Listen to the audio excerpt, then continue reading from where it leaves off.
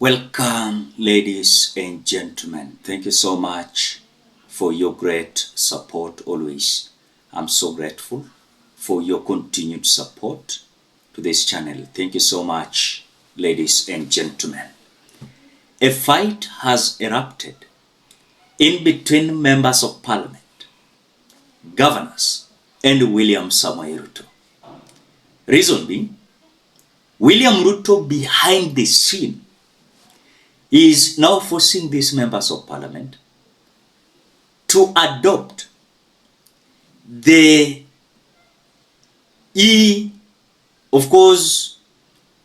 the online procurement called, E-GPS. And so according to the governors and the members of parliament, they are feeling like William Ruto, number one, is sabotaging devolution, because when it comes to electronic procurement, that William Ruto anapitisha behind this back door, some counties might not succeed on electronic procurement. And this might bring a lot of problem to, of course, our counties, because some counties, in terms of maybe network, might not support those kind of things they are proposing.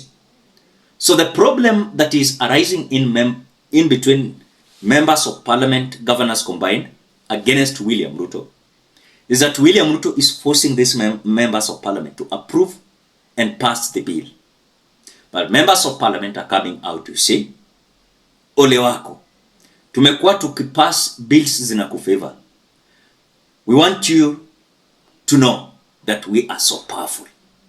That is according to statement of Junet Mohammed and several members of parliament. I want you to listen to more details. But before we watch, as you always do, ensure you like the video. When you like the video, you automatically support the work that I'm doing in this channel, because sometimes you watch and you forget liking the video. So this is just a reminder. As you watch, please consider liking the video. Thank you so much for that like. Now, a showdown is brewing between the executive, the Council of Governors, and the legislature over the rollout of the Electronic Government Procuring System, or EGP. Governors argue that the system has slowed down county operations and want it phased in gradually, while the National Assembly has outrightly opposed it, calling it illegal and a violation of the Public Procurement Act. Parliament has even ordered its annulment, but the Treasury insists there will be no retreat, no surrender.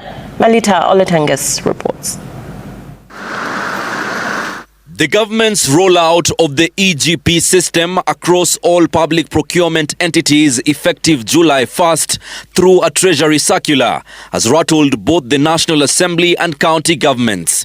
Whereas the executive insists the system is a game changer aimed at cutting down corruption, MPs have dismissed it as just a piece of paper, arguing it's not in line with the Public Procurement Act.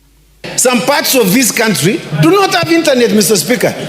How do you want someone in Samburu, in the outlying areas of Mandera, in Kerioval, Mr. Speaker, where there's no signal, for them to participate in tender process that is called EGPS, Mr. Speaker? The law says, the law, not a circular, not regulations, not any letter of communication from any minister, the law. The law says that you are allowed to use electronic or manual procurement system. This House annuls in its entirety the Public Procurement Regulatory Authority Circular on the enforcement of compliance with the mandatory use of the Electronic Government Procurement System, EGPS. The Council of Governors has also rejected the system, calling it a forceful takeover that should instead be implemented in phases to allow procurement entities time to adapt, warning that critical county services could grind to a halt. Users are not properly trained. That is one of the biggest challenges. Number two, it has not worked anywhere. I think it was only piloted in 4 counties and we never even got back the report. But we are denying the wananchi critical services. We need to procure medicine. So if medicine cannot be procured, how do we treat people? That is a security risk in itself. The national government, however, argues that the fierce resistance from both MPs and governors is less about technical or legal hurdles and more about protecting entrenched interests, and that the EGP system is designed to tighten accountability and seal loopholes in public procurement, a sector long riddled with graft. They still want to go back to manual and manipulate procurement, where they pluck papers from the tender documents, and that is what we are not going to allow. You cannot change the law by a circular. You can only change the law through parliament. And that's why I was saying in my earlier contribution that people don't know the powers we have. They will realize our power is slowly. Then they will realize these are the people who matter. With both the National Assembly and the Council of Governors dismissing Treasury circular on the electronic procurement system, counties now find themselves in a state of uncertainty, unsure whether to continue with manual tenders or risk using a contested platform. The result has been a paralysis in procurement processes. Melita Oletenges, Citizen TV. Now when these members of parliament wanakuja na kukataa William Ruto, nakumbuka mwanzoni ilikuwa chochote kinaletwa pale bunge, MPs walikuwa wanapitisha. Wakati huu hao wabunge wameamua wanataka kujaribu kuonyesha seriousness kidogo, but already washaharibu bunge, washaharibu kabisa. So MPs waliamua kwamba kutumika na executive will not be the case, kwa sababu wanajikuta pabaya wakati wanatumia ile influence ya William Ruto anajaribu ku-exploit them to do kupass some bills in a favor only president, as if that is not the case. Remember earlier on, you saw David Ochieng complaining and saying, when you brought the SHA thing, we passed for you. When you brought the levy thing, we passed it for you. When you brought the unpopular finance bill, we passed it for you. So all these bills were in a petition to favor William Ruto, not common mwananchi. So Kenyans, one thing that I can tell you, kuna ile vita inainuka vibaya kati ya MPs na William Ruto. Na hapa mbeleni, vile niliwaambia, kimchezo. Unajua wengine watasema, sisi kisiasa tumeshakuwa kwa muda mrefu tunajua hii mchezo. Hii MPs wanaweza amua hata kuimpeach William Ruto ibaki 1 year to election. Oh yeah. Anything in politics is possible. If Gachagua was impeached, na tulijua hata in fact today is like a dream to me that Gachagua see deputy president. Are you getting that?